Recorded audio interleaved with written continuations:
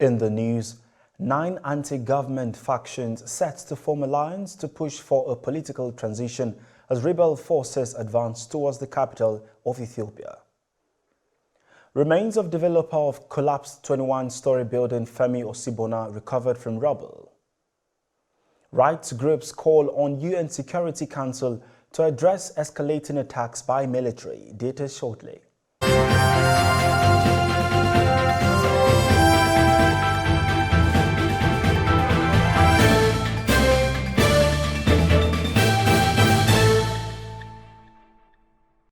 This is TOS Television, your digital first Pan-African news network. I am Merciful Ajinomo, and you are watching TOS News 360.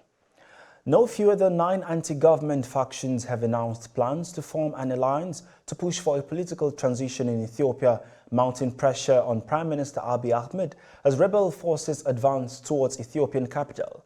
It was gathered that several of the groups have armed fighters. 2 of them, the Oromo Liberation Army and the Agao Democratic Movement, confirmed that an announcement on the alliance was genuine. The groups said the front is being formed to reverse the harmful effects of the Abiy Ahmed rule on the peoples of Ethiopia and beyond, and in recognition of the great need to collaborate and join forces towards a safe transition. Work is due to begin on Botswana's second privately owned coal mine in the first quarter of 2022 amid environmental concerns and calls to abandon coal. The Southern African countries signed up to a global commitment to reduce the use of heavily polluting coal at the COP26 climate conference in Glasgow, but opted out of a pledge to stop issuing new licenses to mine the fossil fuel.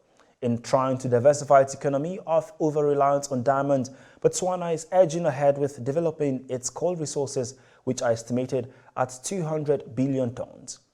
Algeria on Friday wrote to the United Nations, the African Union and the Arab League to inform them of Monday's killing of its nationals in a drone attack in Western Sahara. Algeria accuses Morocco of killing the drivers who were en route to Nouakchott in Mauritania from the southern Algerian city of Ouargla. Morocco has neither admitted nor denied carrying out the drone attack in the disputed Western Sahara territory close to the border with Mauritania. The remains of the developer of the collapsed 21-story building at Gerrard Road, Ikoyi, Lagos, Nigeria, Femi Osibona, has been recovered from the rubble on Wednesday.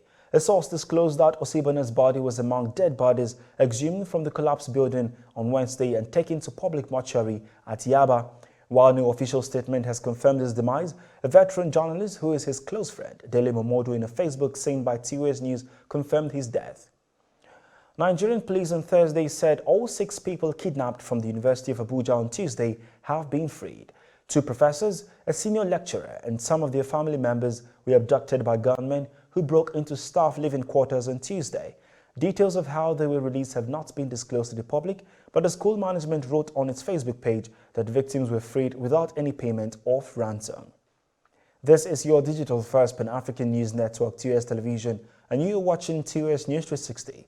More national plus global business and sports stories when we return. Do stay with us.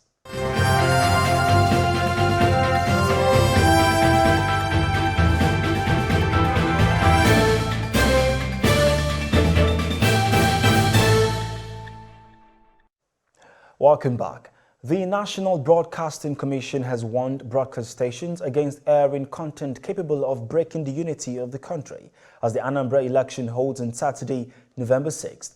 This was contained in a statement titled, Anambra Election, NBC Warns Against Broadcasts That Compromise the Unity of Nigeria, signed by NBC Director General Balarabe Ileya on Thursday. Ileya charged all broadcast stations to desist from using or allowing their platform and facilities to be used for the broadcast of content that may lead to the breakdown of law and order. The Zamfara State Police Command spokesperson Mohammed Shehu, in a statement on Friday, said they rescued 2 victims that were abducted at Magami district in Kaurana Moda local government area of the state on October 16, 2021. He stated that the victims were rescued during a search and rescue operations across. Shehu said the victims who were abducted in Magami in Kaurana Moda were rescued in Damborum and Gidandaja forest in Zurmi local government area. More than 500 rights groups have called on the United Nations Security Council to address the seemingly escalating attacks by military in the restive Chin state, which has become a forefront of resistance against military rule. Human Rights Watch released a statement on behalf of 521 international and domestic organizations calling on the Security Council to adopt a resolution and act before the offensive expands in the embattled border region. The spokeswoman for China's Taiwan Affairs Office on Friday disclosed that the Chinese government said it will hold die-hard supporters of Taiwan independence criminally accountable for life.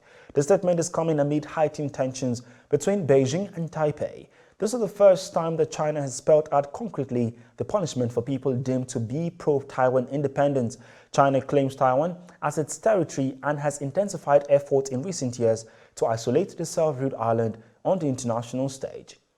And now to the business scene. A leading provider of telecommunications and mobile money services with a presence in 14 countries across Africa, Airtel Africa said its subsidiary firm Smart Cash Payment Service Bank Limited has been granted approval in principle to operate a payment service bank business in Nigeria. According to a statement by the CEO, Airtel Africa, Segun Ogunsanya, the final approval is subject to the group satisfying certain standard conditions within 6 months. He added that the final operating license will enable the company to expand its digital financial product and reach the millions of Nigerians that do not have access to traditional financial services. In sports, Jaylen Brown scored 17 points to lead 6 Boston players in double figures, and the Celtics played airtight defense for a second consecutive night on the way to easily beating the Miami Heat 95-78 on Thursday, using an impressive defense effort to snap the Heat's 5-game winning streak. The Celtics became the first team since Toronto in April 2018 to hold consecutive opponents under 18 points, and Miami had its worst scoring night since managing only 74 at Oklahoma City on January 17, 2016.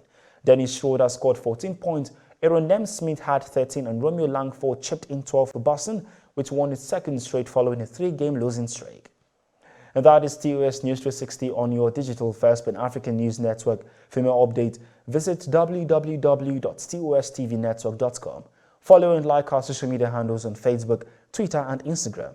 And remember to subscribe on YouTube. Do stay with us and enjoy more programs on the network. I am Merciful Ajinamo. Many thanks for watching.